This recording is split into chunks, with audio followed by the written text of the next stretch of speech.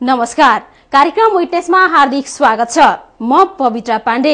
सरकारवालाको कमजोरी र कमजोरीले हराउन लागेका विषयवस्तु, विकास निर्माणमा भएको ढिलासुस्ती, साथै पर्यटकीय स्थल छ जुन स्थलले संरक्षण पाएको छैन, भौतिक संरचना जुन लथालिङ्ग र भत्ताभुङ्गको स्थितिमा छ, जुन कुरामा जनताले प्रत्यक्ष सरोकार राख्दछन्, यी विविध विषयको ज्वलन्त प्रस्तुति कार्यक्रम विटनेसको आजको श्रृंखलामा हामीले समावेश गरेका विषयवस्तुहरू यस प्रकार रहेका छन्।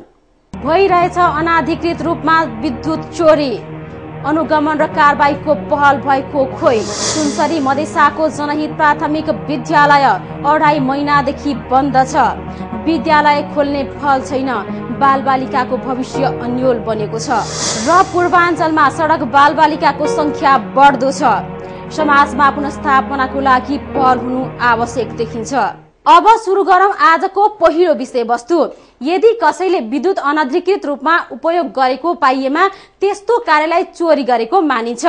विद्युत चोरी नियन्त्रण ऐन 2058 ले विद्युत चोरी गरेर उपयोग गर्ने जो कोहीलाई निर्धारित क्षतिपूर्ति दस्तुर र सो बराबरको रकम असुल उपर गरिने र लाइन काट्ने सम्मको व्यवस्था गरेको छ।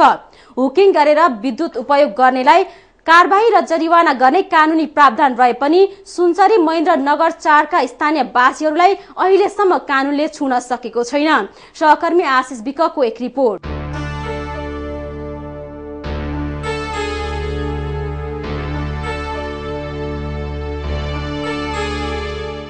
यदि कसैले पनि विद्युत अनाधिकृत रूपमा उपयोग गरेको पाइएमा त्यस्तो कार्यलाई चोरी गरेको ठहरिनेछ।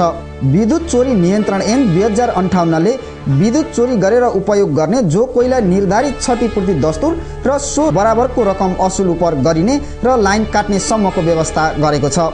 विद्युत चोरी गरेर उपयोग गर्नेलाई कारबाही र जरिवाना गर्ने कानूनी प्रावधान रहे पनि सुनसरी महेन्द्रनगर 4 का स्थानीय वासीहरूलाई अहिलेसम्म कानूनले छुन सकेको छैन।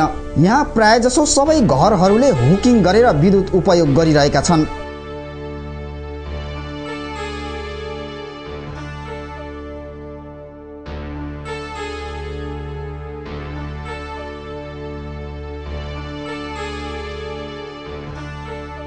विद्युत चोरी गरेर उपयोग गरेको यो ठाउँमा अहिलेसम्म विद्युत प्राधिकरणका आँखा पर्न सकेका छैनन्। हुकिङ गरिएको पाइएमा तत्काल कारबाही गरिने प्राधिकरण इटरीका प्रमुख मनोज कुमार यादवको भनाइ छ।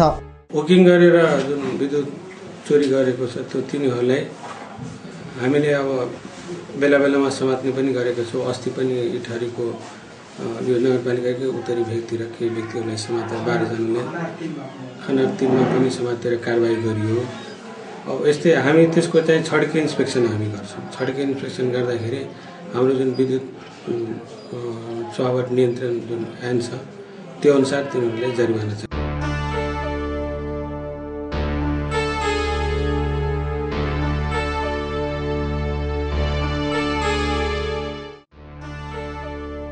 यादवका अनुसार हुकिङ गर्नु एकदमै जोखिमपूर्ण रहेको छ। हुकिङ गर्ने क्रममै कतिको ज्यान समेत गएको छ। जनचेतनाको कमीका कारण हुकिङ गरेर सर्वसाधारणले विद्युत उपयोग गरिरहेको र त्यसका लागि जनचेतना अभियान सुरु गर्ने यादवले बताउनु भएको छ।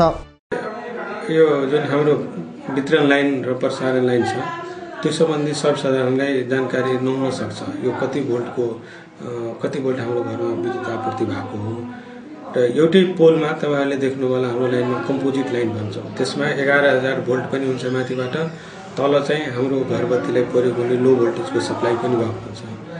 अब केही कारणवश अब एक त त्यो जुन हुकिङमा प्रयोग गर्ने तारहरू छ तिनीहरूको क्वालिटी आफैमा पनि शंकास्पद छ, कुन क्वालिटीको। केही कारणवश उनीहरूले हाम्रो 11000 भोल्टमा यदि हुकिङ गर्न गयो भने त्यहाँ मान्छेको ज्यान तुरुन्तै इमिडिएटली अन द स्पट जान सक्छ। त्यो चाहिँ खतरा एकदमै रहेको छ र ठाउँ ठाउँमा नेपालको अरू भाग अन्य भागहरूमा यस्तो घटना नभएको पनि हैन, भएको छ। कारबाही मात्रै पनि होइन, उपाय हैन। त्यसको जनचेतना अभिवृद्धि सबभन्दा ठुलो कुरो हो। मान्छेलाई पहिले ज्ञान हुनु पर्यो। त्यसैले पहिलो हामी चाहिँ प्रारम्भिकले जनचेतनाबाटै सुरु गर्ने। पम्पलेटिङको कुरा गरेँ, मैले माइकिङको कुरा गरेँ, यहाँ लोकल एफएम हो, टेलिभिजन हो, यिनीहरू मार्फत चाहिँ हामी चाहिँ जान खोजिरहेको छु र तुरुन्तै निकट भविष्यमै जान्छ।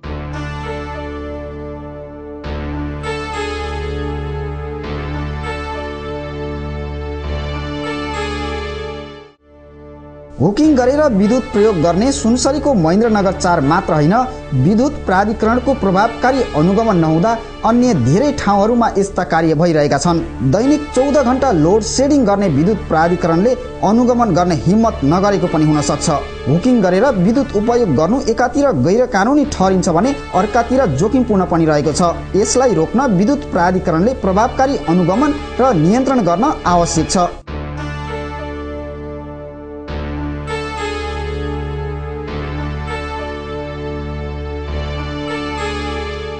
यसरी अनाधिकृत रूपमा विद्युत चोरी भएको छ, तर दैनिक 14 घण्टा लोड सेडिङ गर्ने विद्युत प्राधिकरणले अनुगमनतिर आफ्नो ध्यान पुर्याउन सकेको छैन।